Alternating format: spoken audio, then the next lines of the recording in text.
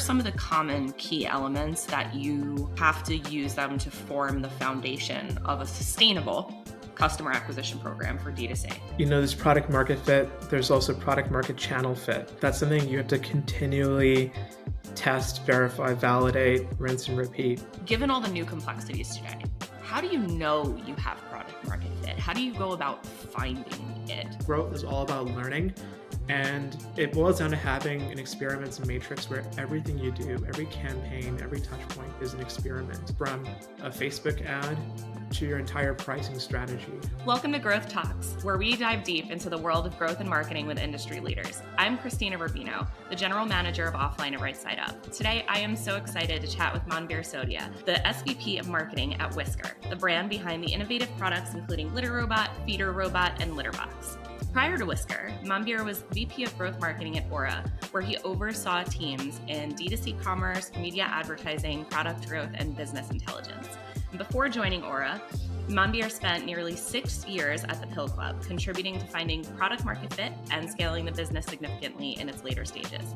In this episode, we're going to dive deep into what it takes to build and grow a successful D2C e-commerce company, Manbir's secret weapon for successful marketing, and why there's more to performance marketing than just Meta and Google. So let's get to it. Manbir, thank you so much for joining me. I'm so excited to chat today. Me too. It's great to be here. Well, we've known each other for a while, and I think I always come away from discussions learning something when we chat, and I can't wait to get into it. One thing that really interests me is always like looking at the backstory of our superheroes of the episode. But like, you started your career in music and entertainment. You didn't start. I mean, marketing is one of those disciplines that people discover or fall into, but like, you didn't start your career being like, oh no, I'm going to be a growth marketer, or I'm going to be a marketer. Like, how did you transition from music and entertainment to transition into marketing? Yeah, a lot of left turns, and really, like many folks, we're always learning, we're always growing. I think when many of us started down this career path, or found this career path rather, the work, these careers, this type of work didn't really exist as we know it. And it's always changing. And another 5 years from now, 10 years from now, it may look very different yet again. I went to school studying poli-sci and medicine and had aspirations of becoming a practicing doctor one day. But I pursued my passion in music and had an opportunity to work with some incredible artists. And similar to startups in tech, it's all about building brands and networking and connecting with audiences at the end of the day.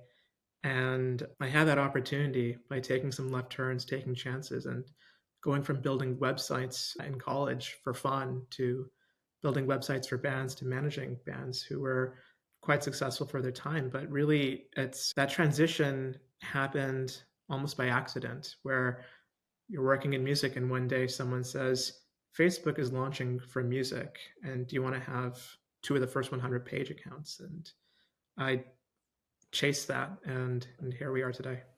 Oh, that's so cool. Facebook has been around for so long, but also it hasn't. Like, it's just it's a funny thing. And it's always changing. But artists in the mid 2000s were trying to grow on social media. And really, MySpace was, where everyone wanted to be. You remember that? Totally. Oh, I mean, dude, I was talking with somebody the other day on our team, and I'm like, do you remember when we just publicly ranked our top 8 friends? Like, right. Oh my the gosh. Chaos of the early 2000s when none of us knew what to do with the internet was a special kind of joy. I think that's where toxicity started in our culture. It's probably not far off. Yeah, now we grew up like limiting your friends to like your top 8 and the rest aren't important.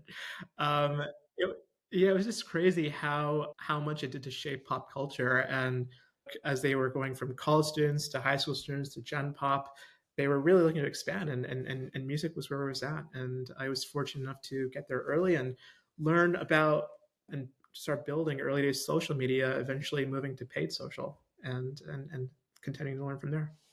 Yeah, and it's kind of interesting, like you've worked across so many different categories. And I'm just curious, like, what the threads are that you see through all of them. But like, you've gone from women's health to a bunch of different stops along the way, but you've gone women's health, you've gone, personal wellness, well-being, fitness, and now to Whisker, which is a totally different, I was going to say beast. It's literally a pet care company. I'm just Totally. like, oh, Yeah. God. Yeah. No, it's But totally. I was going to say it's there are some common threads, and there's rhyme behind that reason. It's, to me, people who know me hear me say this word all the time. It's about finding blue oceans, creating new markets, creating new categories, and scaling new categories that didn't exist. I think each of the companies I've worked at didn't have a competitor when they started. And even as they grew, there was never really quite a direct competitor that you could label or define or identify.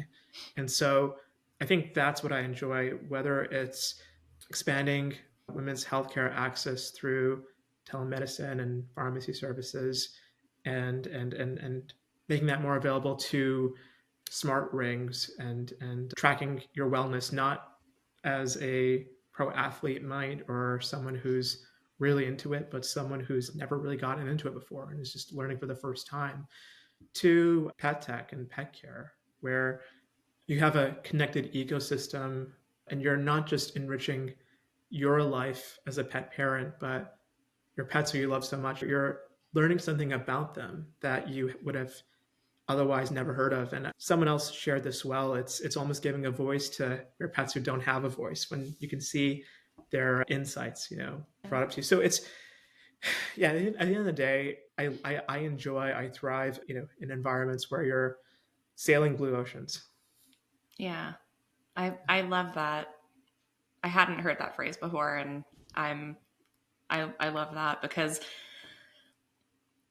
they're different, but so many of the fundamentals of growth marketing are very translatable. Like when you think about the foundation and creating a solid foundation, and some of the companies that you've gone to already had a foundation in place, right? But like, what are some of the common key elements that you are just like, you have to use them to form the foundation of a sustainable customer acquisition program for D2C? Absolutely. So, there's product market fit, there's also product market channel fit. And that's something you have to continually test, verify, validate, rinse and repeat. And consumer behavior constantly evolves and changes. Things that work one year might not work the next. Not everything is repeatable forever. So to get to a sustainable growth mindset, culture, process, um, I believe you have to always go back to having a common set of principles that guide your team, and also the value propositions that you're communicating to your customers, the highest level, not so much here's a feature and here's what it does for you and how it benefits your life, going even higher level to emotional value propositions. Does this product or service inspire trust, credibility?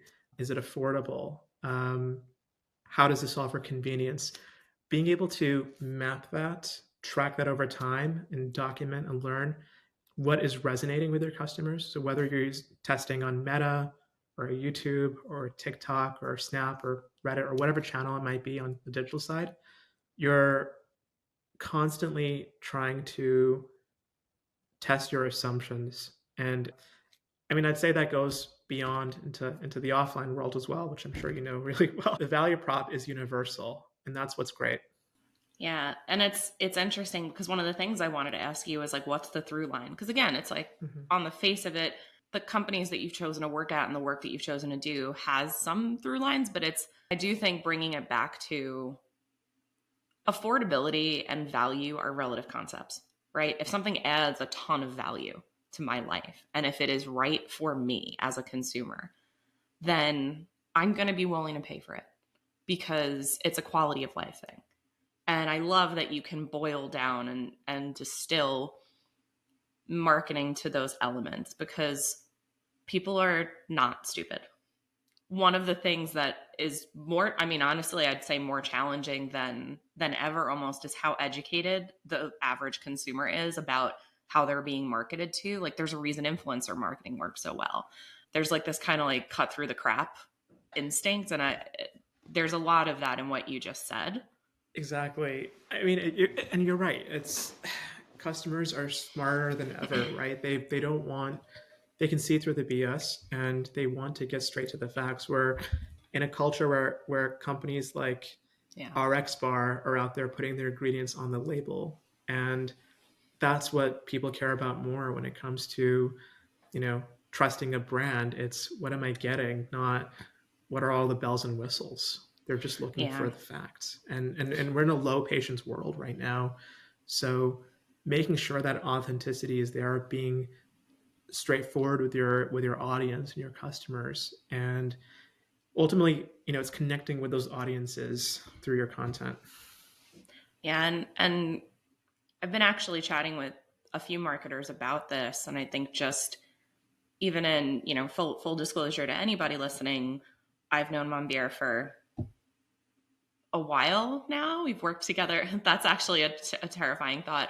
But one of the things that is one of my favorite things about Manbir is his authenticity.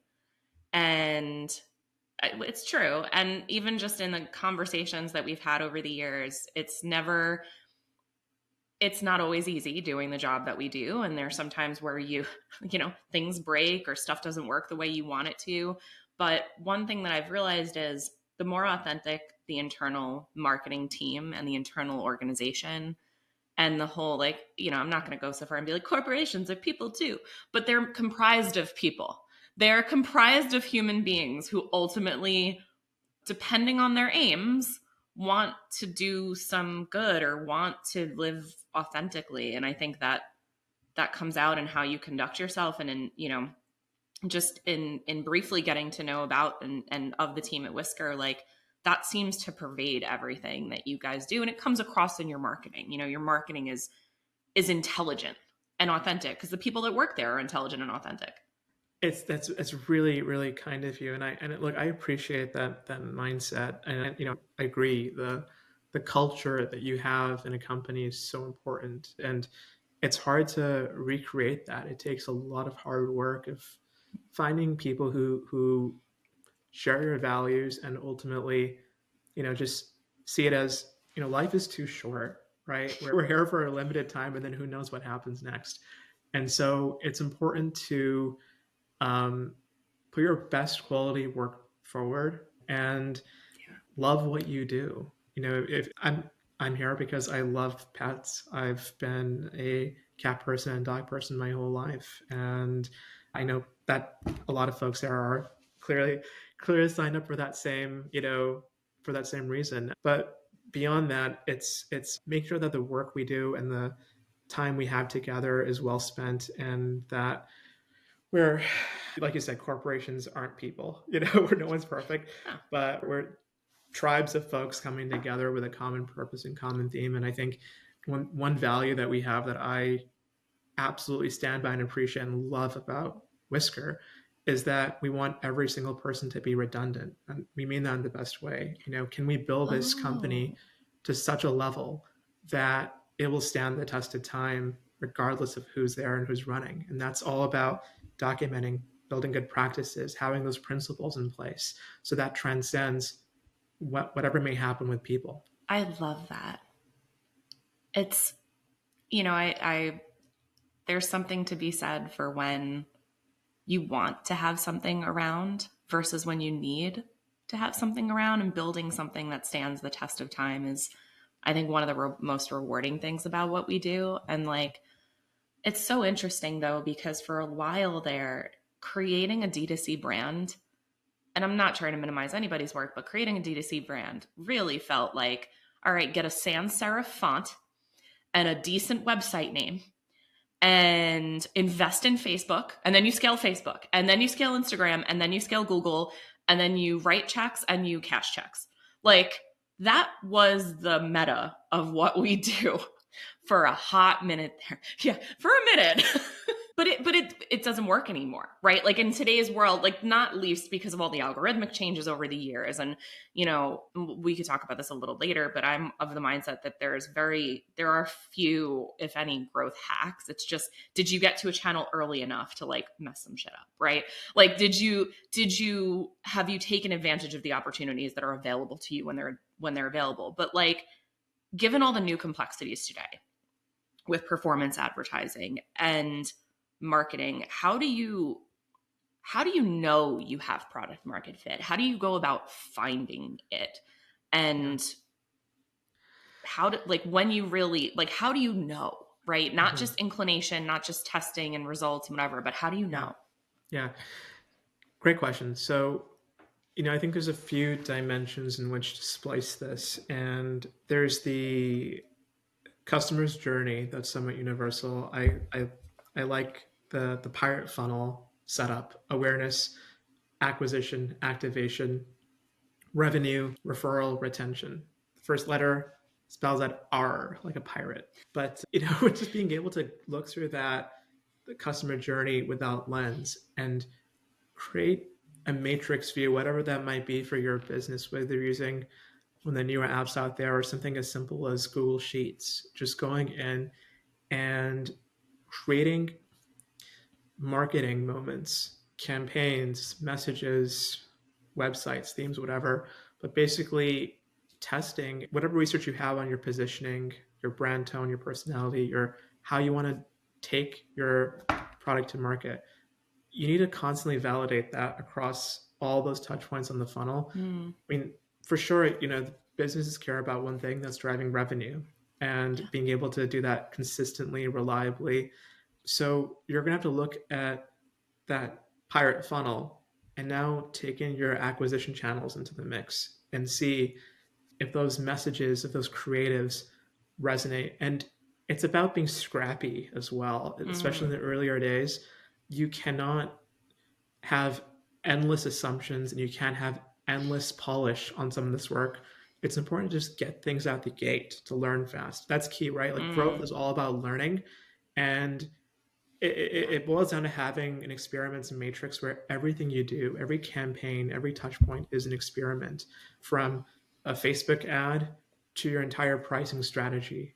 And so I guess my point here is there is no easy answer. You're going to have to constantly test.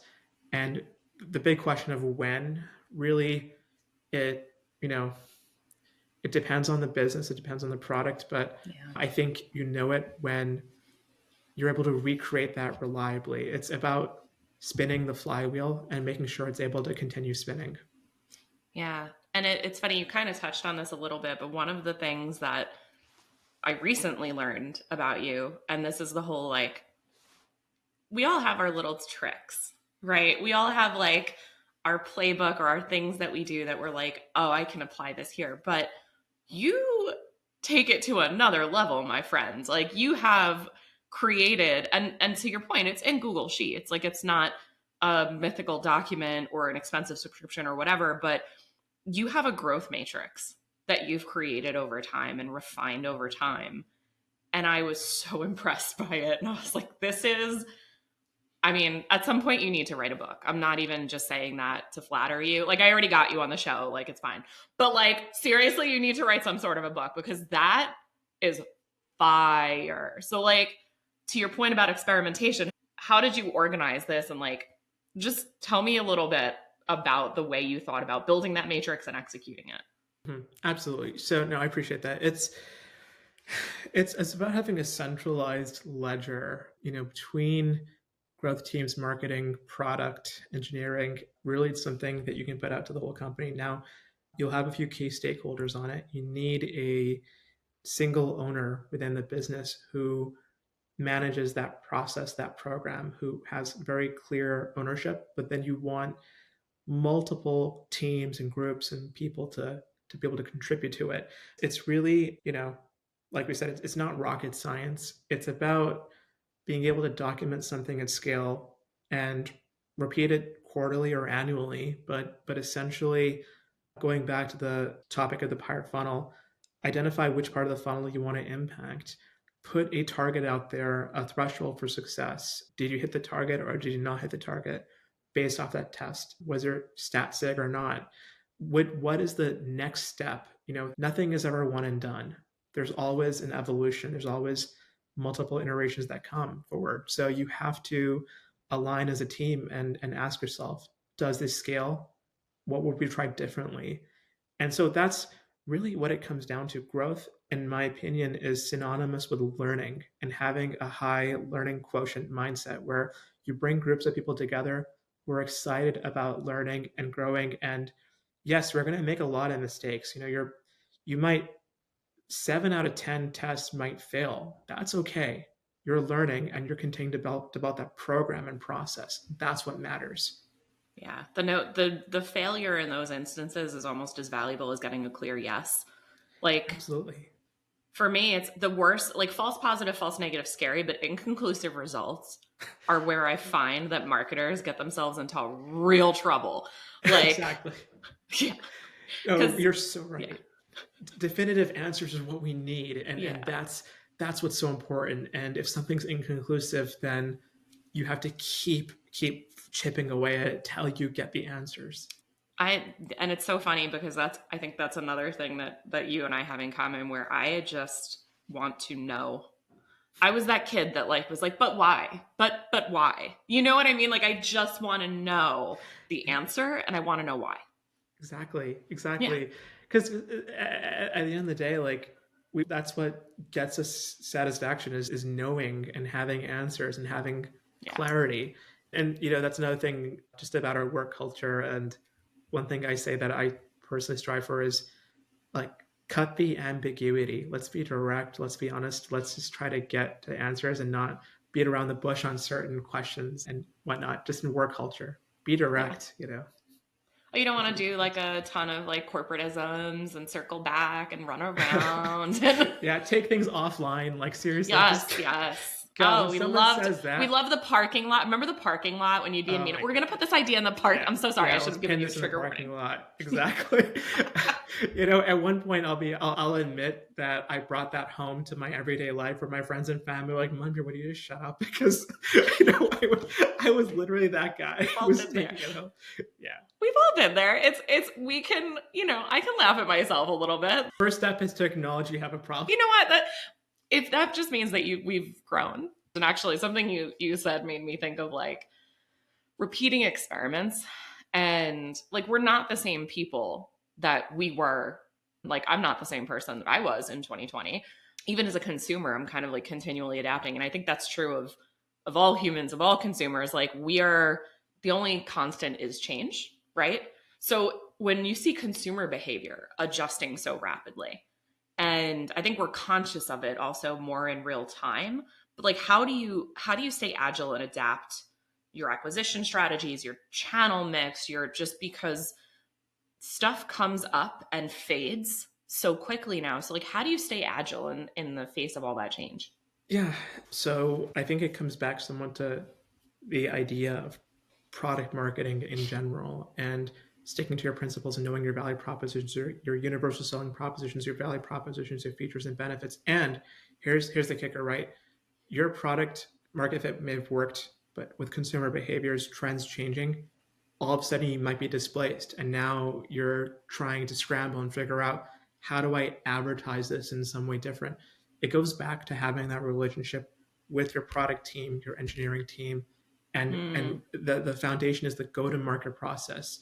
You constantly have to evolve and improve your products to be able to connect with your market and your audience. That's where marketing, product, and engineering are always integrated. And I believe it's a shared responsibility across all teams and all departments. But marketing has to be involved, has to be active to say, are we solving for the challenges and needs of the consumer that we're targeting today, or is something off? And so I think if you're scrambling and trying different channels and different tactics, that's not a good look for any business. That's not where you want to be. You can de-risk yourself by having a truly diverse acquisition mix, finding those audiences and speaking to the audiences in ways that feel native to them, whether it's offline or it's something digital. It's about having a diverse, healthy mix. So you're not at a single point of failure. Yeah. We have like this silly little game that we play called the A/B test because, we're marketers. We love an A/B test. And it's a little bit work related, a little bit fun. Like every other conversation you've ever had with me, I can only be work related for so long of a time period before we go wildly off the rails. So we built something in to keep me roughly on guardrails. Okay. Work related first. Meta or Google? Meta, because you're knocking on doors more than people are knocking on your door. I like that. Dogs or cats? Cats and dogs.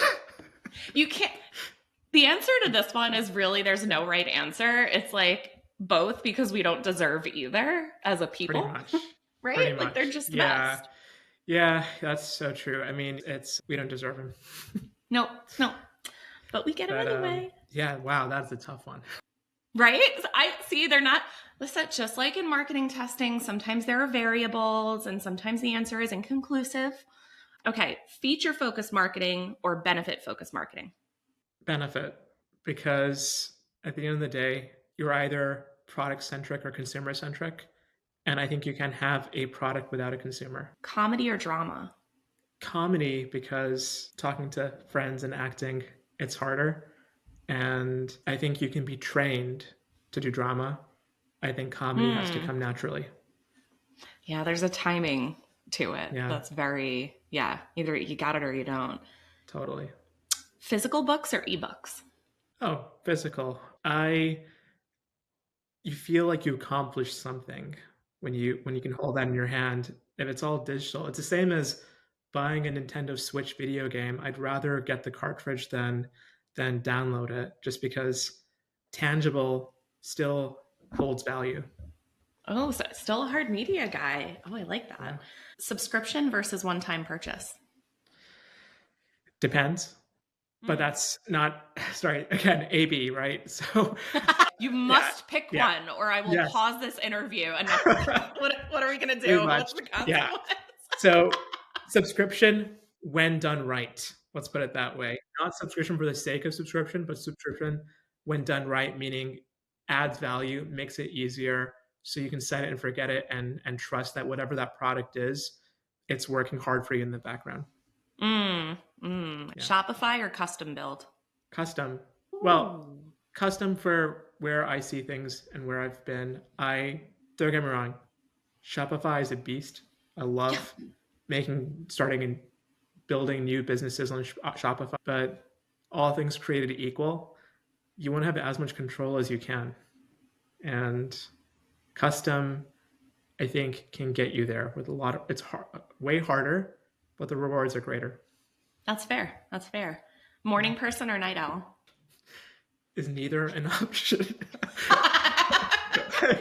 The answer is I don't want to be awake. Pretty much. I mean, I was at a company for quite a while that was all about sleep. And no, morning owl. Morning owl. We'll go with that. I like it. That's like I can't. User generated or professionally produced content? Professionally produced, artfully produced. Again, it comes back to control. UGC is wonderful, and it's the world we live in today.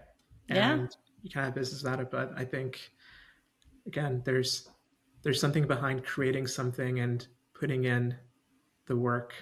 Yeah, I got that. Yeah. All right, last fun one. Supervillain or superhero?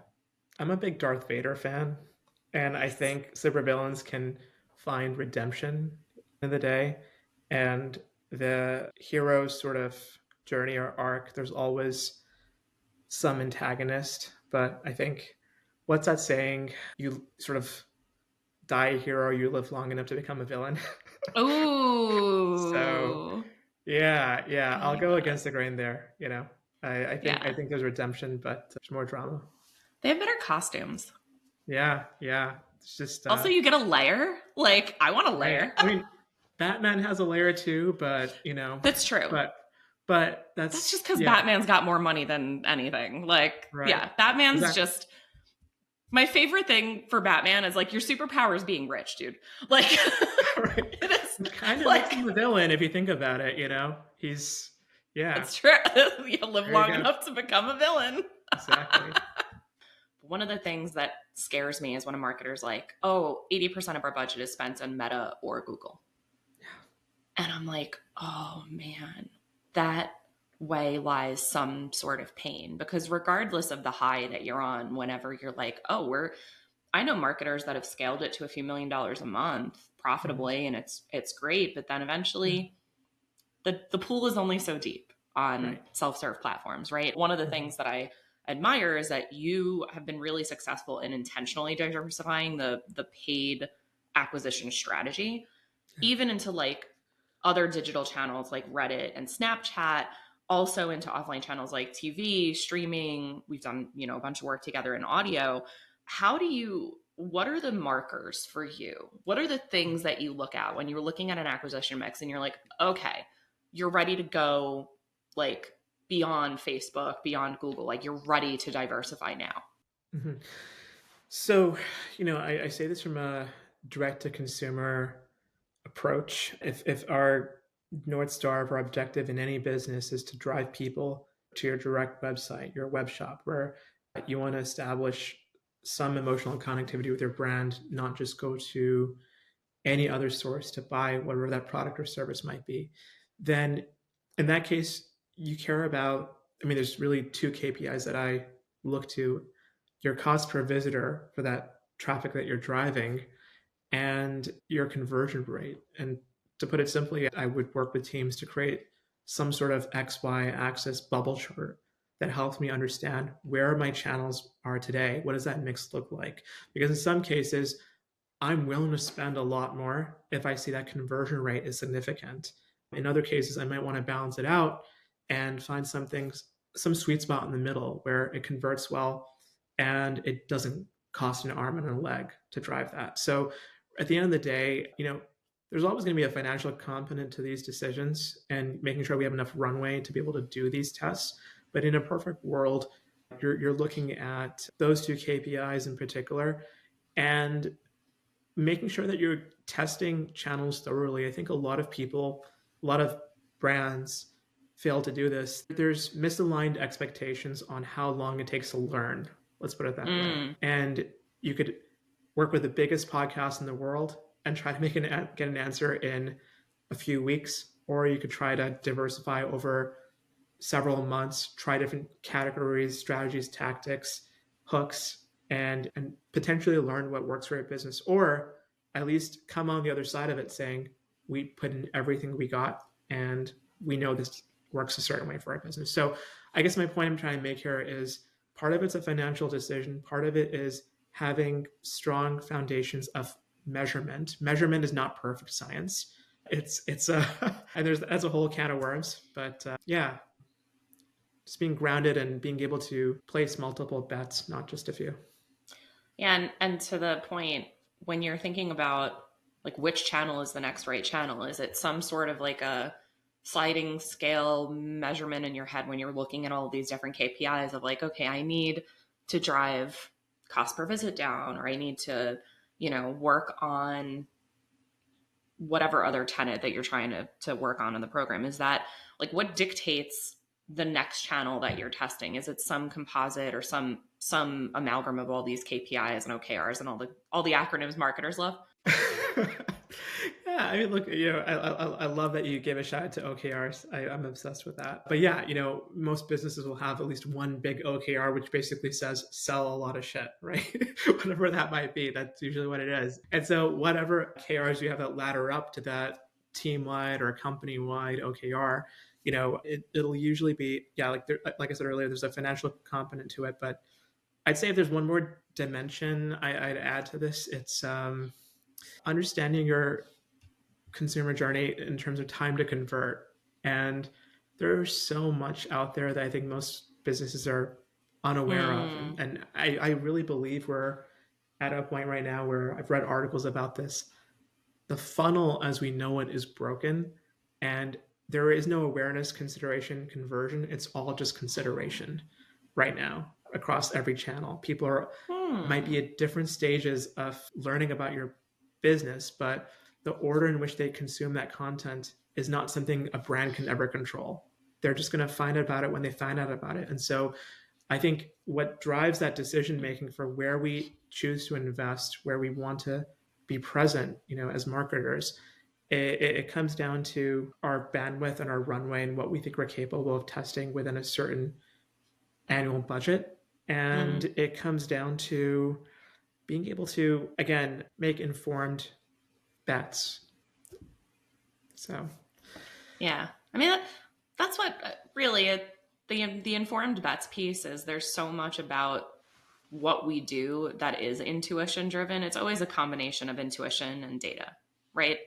It's different proportions of it. And you mentioned measurement's a whole other can of worms, and sometimes the data are wrong and pointing you in a different direction, and you have to kind of understand that it's nice to have multiple patterns. Exactly. It's good to look at patterns, and you can have there are really great multi-touch attribution systems out there that I think are getting more and more traction. You have post-purchase survey data, you have in-channel data.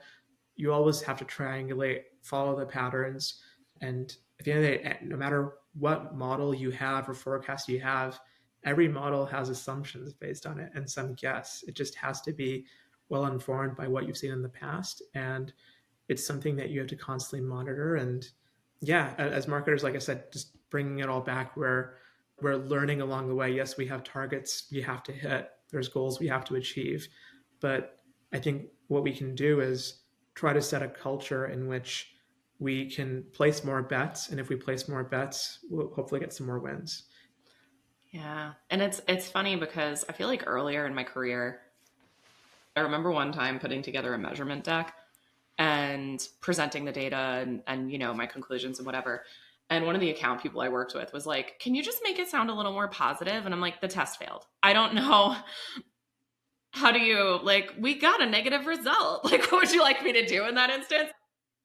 The instinct, of course, is to put a rose on everything. But it's sometimes the things you find out, you're like, oh shit. We done messed up at Aaron. It's there's shit Sherlock. Seriously. I think that's something that we all have to think about and reframe as a work culture is, how do you get people excited about learning where the failures are just as meaningful as the wins? Yeah, sure. It's a great high, sugar high to have A/B tests succeed on your site, and you can drive conversion rate by quarter, percent, whatever it might be. Look, the balance is being able to not,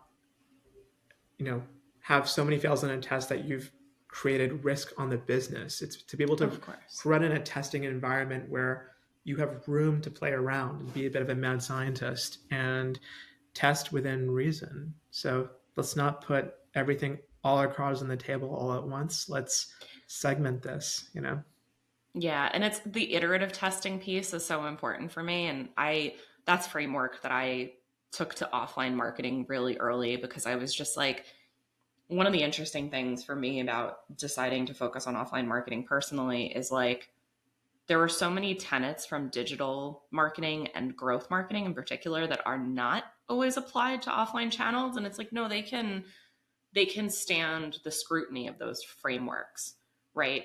There is something to the growth marketer's mindset of, I want to test exactly as much as I need to, no more, but no less, in order to get some meaningful results that I can use to then iteratively scale this program in the directions that I need to take it.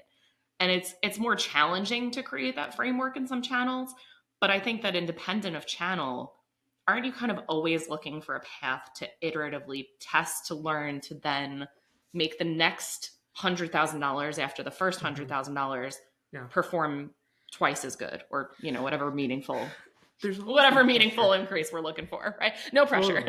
Yeah, no, seriously. That is something that we're always, working towards, is what's that next echelon look like? And I think in the last several years, at least, I've seen many businesses say, let's figure out Facebook, let's figure out Instagram, let's figure out search.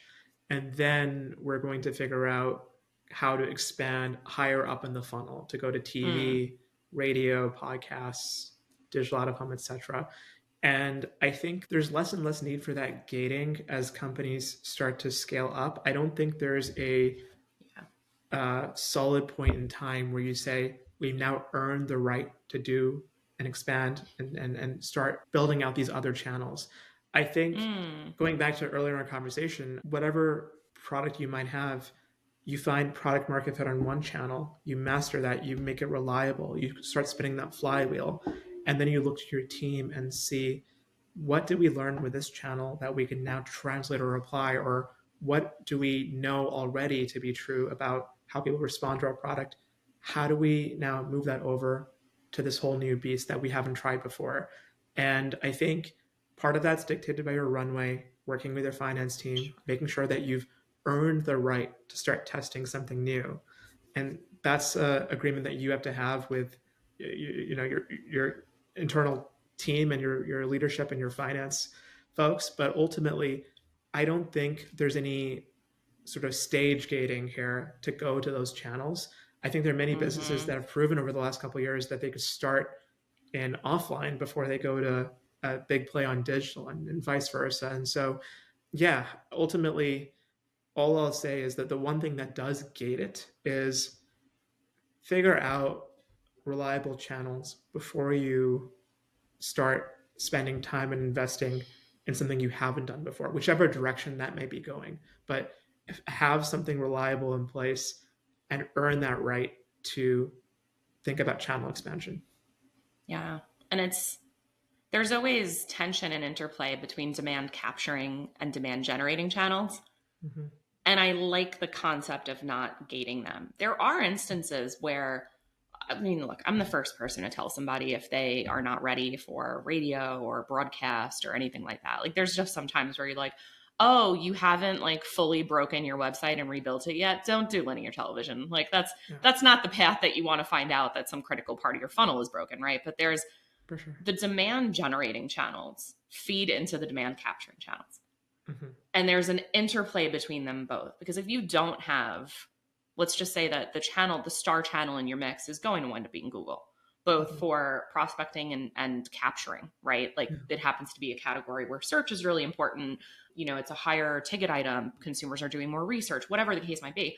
But adding a demand generating channel earlier to that mix could actually change the fortunes of that demand capturing channel.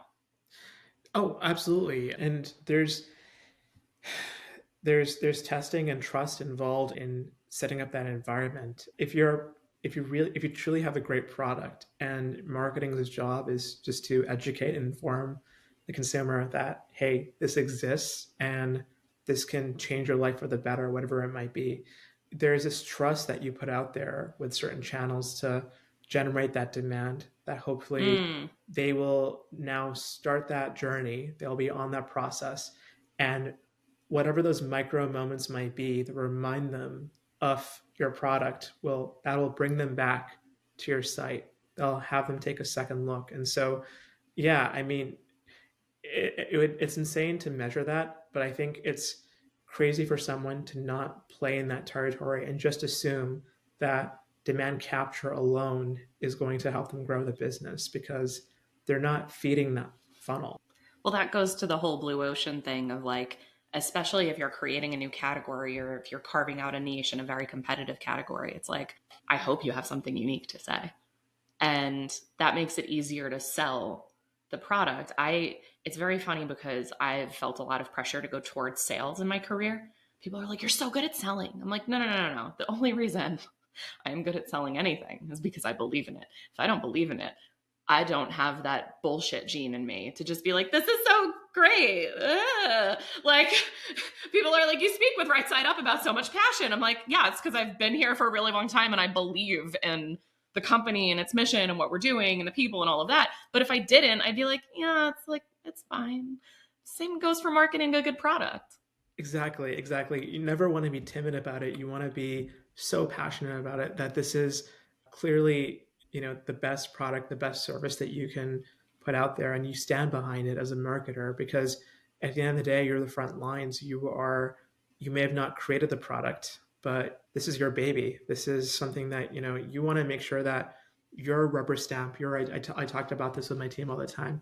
Your identity in some ways is attached to the work you put out there, whether you're an advertiser or a creative strategist or a brand marketer, what have you. And so you want to have skin in the game. And Tyler, CEO at Right Set Up, once shared this with me. I'm going to paraphrase it, but if you talk to someone in a VC-backed company and you want to make sure that they're working hard and putting everything they got, first thing is ask them, do you have equity?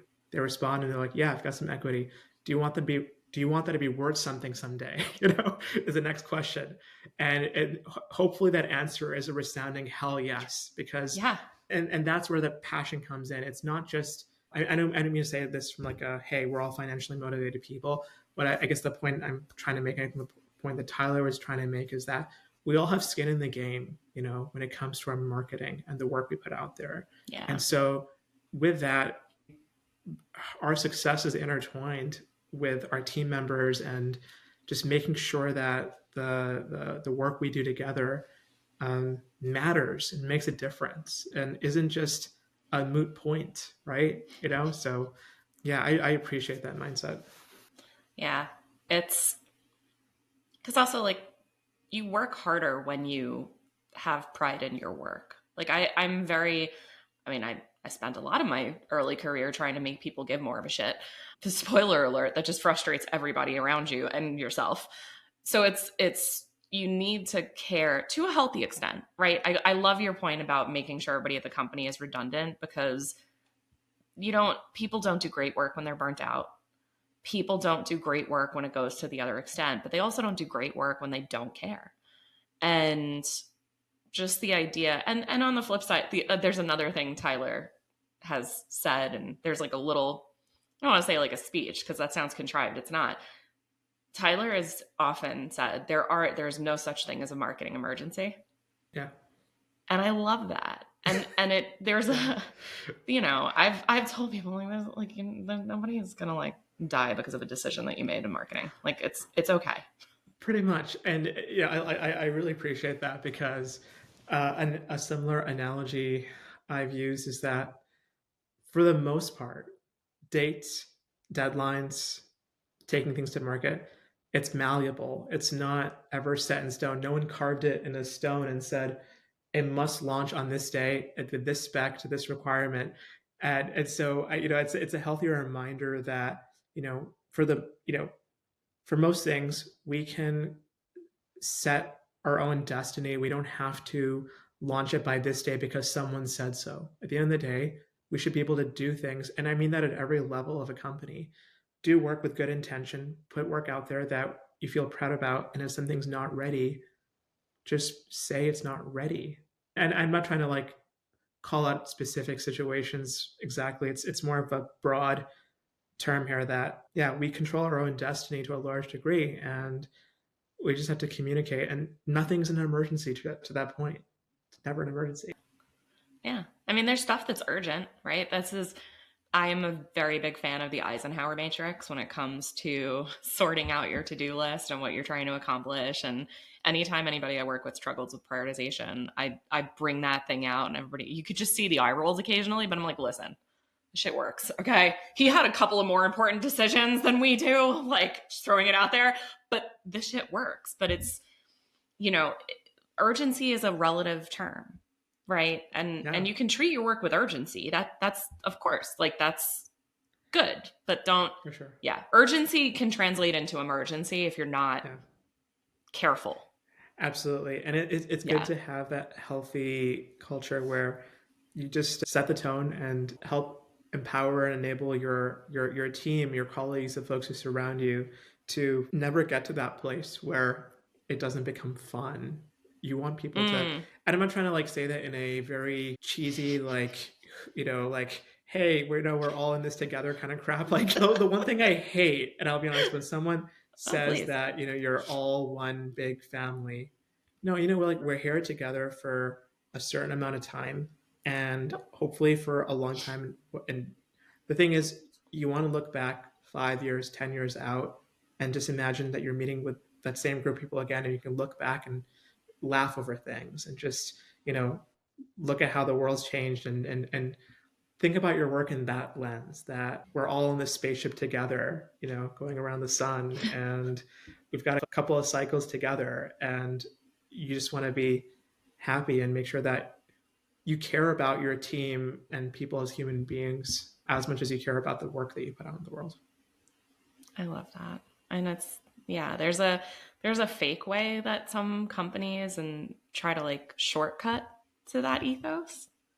And it's not like, listen, all of the unlimited free snacks that you want in the world, all of the flexible schedules and unlimited PTO that nobody takes, etc. Yeah, no, absolutely. Really. It's empathetic leadership. It's putting yourself in someone else's shoes, and colleague, a friend, anyone on your team, and being able to say that you don't know what's going on in someone's life outside of their day to day, right? And you might not ever know. So it's important to just avoid judgments and just assume good intents from team members. And like I said, it's all, everything we do is temporary, whether it's a few years or a lot of years, and you just have to make sure that showing up to work, being able to put in the work, and be able to set up an environment where people are able to be passionate about things and work with really good intent.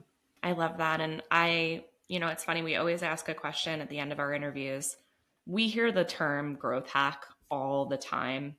And sometimes there's like the sentiment that growth marketing can be reduced to like a bunch of growth hacks just strung together, and poof, you have a company and you made money and yay. Yeah. What I want to know is like, what's your favorite growth non-hack? Yeah.